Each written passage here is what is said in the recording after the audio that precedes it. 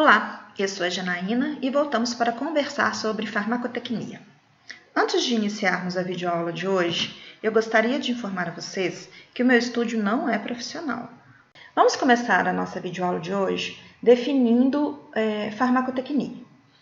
Farmacotecnia ou farmacotécnica é uma ciência dentro das ciências farmacêuticas que trata do preparo de medicamentos e cosméticos, englobando todas as etapas do processo produtivo, que vão desde a fase de desenvolvimento racional de uma formulação até a escolha da sua embalagem e definição dos critérios de armazenamento. Deve-se incluir nessa ciência o estudo dos processos de manufatura propriamente dita, seja em pequena ou grande escala, bem como as fases de estudos de pré-formulação e de formulação, sendo que esta última envolve ainda escolha de recipientes, estabilização, conservação e redesenvolvimento de formulações quando necessário. Uma área ainda pouco explorada no Brasil pelos farmacêuticos farmacotécnicos é o da farmacotecnia clínica.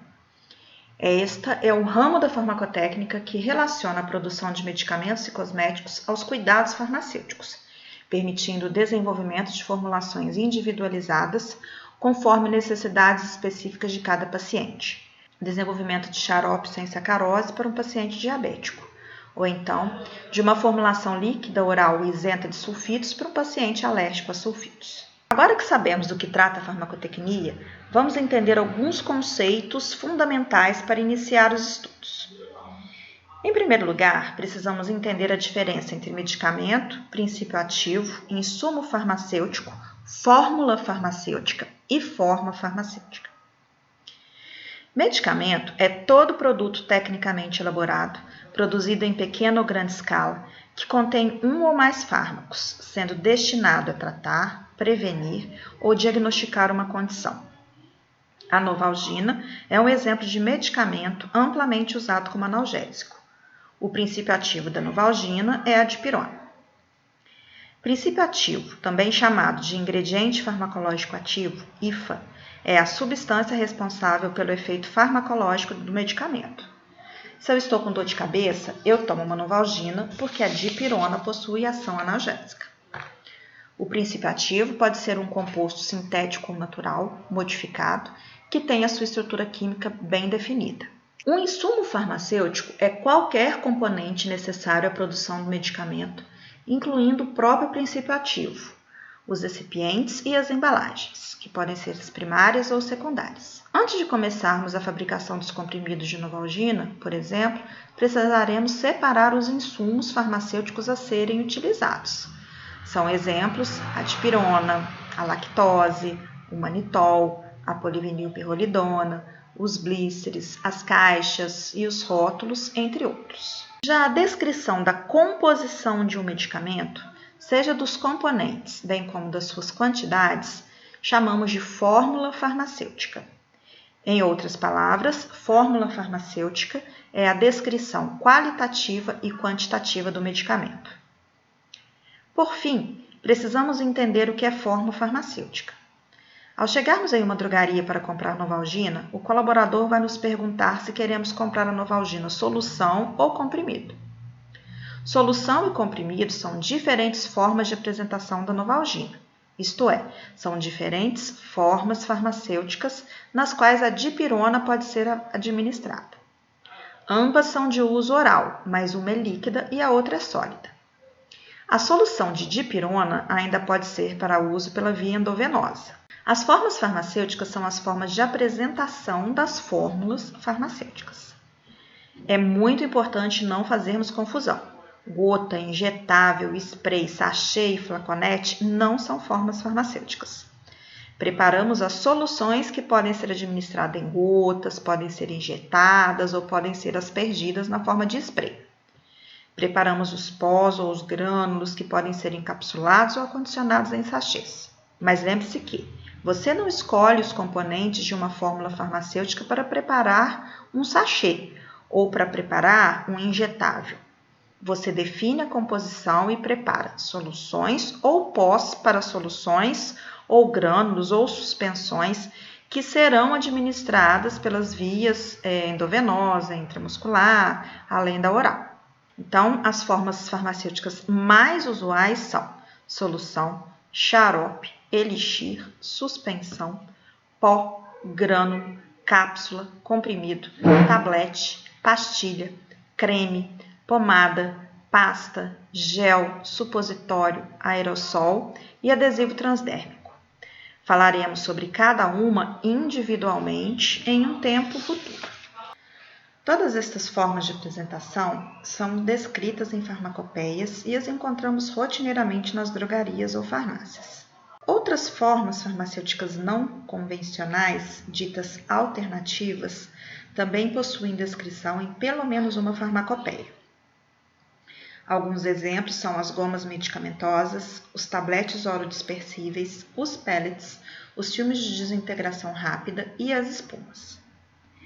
O preparo de formas farmacêuticas alternativas pode ser feito para atender às necessidades específicas de um paciente ou de uma população, como, por exemplo, a dificuldade de deglutição ou baixa adesão ao tratamento. Mas e os pirulitos, as balas, os bombons e os shakes? Também podem ser considerados formas farmacêuticas alternativas? A resposta para esta pergunta deve ser dada mediante avaliação de critérios farmacotécnicos, de controle de qualidade, normativos e também de bom senso. Devemos nos perguntar: existe a descrição da forma farmacêutica em alguma farmacopeia? O produto final poderá ser submetido a ensaios de controle de qualidade previstos? A forma farmacêutica será preparada a partir de recipientes para os quais existem monografias inscritas nas farmacopeias e ou no Handbook of Pharmaceutical Recipients.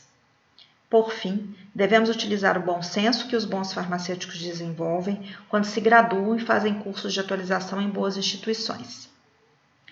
Respostas às perguntas como: do ponto de vista do uso racional de medicamentos, é correto associar um medicamento a um alimento ou guloseima? E um fármaco de baixo índice terapêutico pode ser administrado em uma forma farmacêutica alternativa?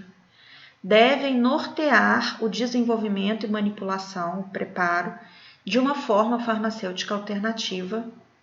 Vamos construir uma resposta apresentando o exemplo da administração de um antibiótico em pirulito. O antibiótico é um fármaco que requer administração de altas doses, usualmente 2 a 3 vezes ao dia. Os recipientes empregados no preparo dos pirulitos têm monografias oficiais? É possível assegurar o peso médio de cada pirulito, garantindo a correta dosificação do fármaco? Com relação aos recipientes, a resposta é sim. É possível preparar pirulitos utilizando recipientes descritos no Handbook, como, por exemplo, sorbitol, a sacarose, a glicose, o maltitol, o xilitol e outros. Outra questão é a do peso médio.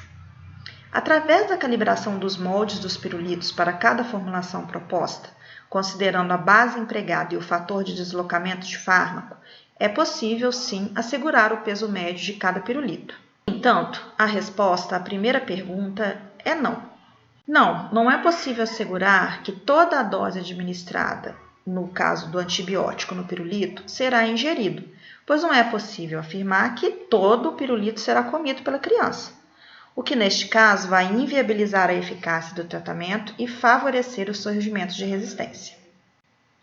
Assim, apesar da forma farmacêutica pirulito poder ser preparada ou manipulada com segurança, ela não é uma forma farmacêutica apropriada para veicular antibióticos ou um fármaco de baixo índice terapêutico para a criança.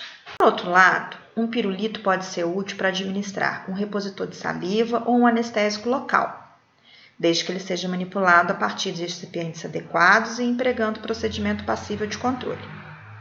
O mesmo raciocínio vale para outras formas de apresentação, como as balas e as gomas. No entanto, e os shakes e bombons? Eles são preparados com ingredientes alimentícios que não possuem monografias oficiais e não são passíveis de controle de qualidade.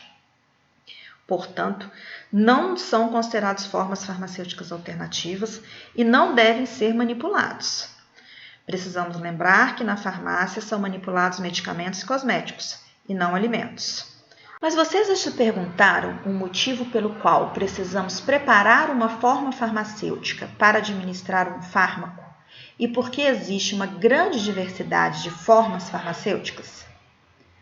Bem, Vamos imaginar que um paciente idoso precisa tomar bromazepam, um fármaco na forma de pó, na dose de 3 mg 2 vezes ao dia. É viável pesar 3 mg do pó, enrolar em papéis individualmente e dar para o paciente levar para casa e tomar? Em uma outra situação, um paciente de 3 anos precisa tomar 200 mg de azitromicina em dose única. É possível dar uma cápsula ou um comprimido contendo esta dose para a criança? Por fim, uma última situação. Uma criança de 6 anos precisa fazer suplementação com 100 mg diários de ferro. É adequado optar por injeções pela via intramuscular? A resposta para todas estas perguntas é não. No caso do bromazepam, a dose usual é muito pequena. 3 mg equivale a 0,003 gramas de pó.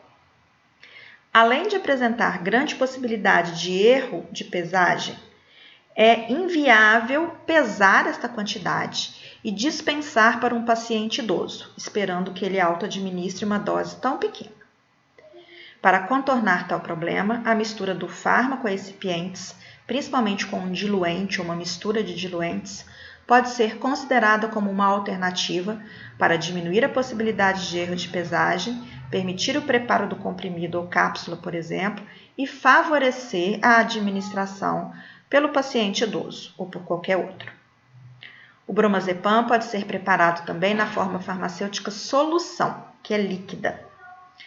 Ele é administrada na forma de gotas e favorece a ingestão por paciente que tem dificuldade de engolir formas farmacêuticas sólidas.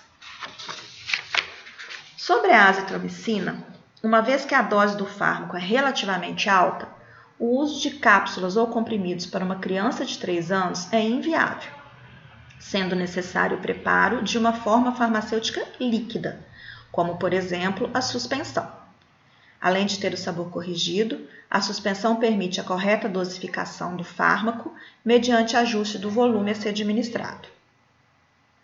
Por fim, no exemplo da suplementação do ferro para criança de 6 anos, a opção da administração pela via intramuscular seria extremamente desconfortável. Como alternativa terapêutica, pode ser preparado um xarope de sulfato ferroso. Assim, fica mais claro que as formas farmacêuticas devem ser preparadas para permitir a administração dos fármacos, bem como da dose correta dos fármacos, otimizando a eficácia do tratamento e a segurança dos pacientes. A adequação da forma de apresentação do fármaco, de acordo com a necessidade de uma população-alvo, também deve ser considerada. Outro motivo muito importante pelo qual preparamos as formas farmacêuticas é melhorar a aceitação dos produtos e contribuir para o conforto na administração, assegurando a adesão no tratamento e o sucesso da farmacoterapia. Outro fator é a possibilidade de conferir estabilidade para os fármacos que sozinhos são quimicamente instáveis. Espero que tenham entendido até aqui. Até o próximo.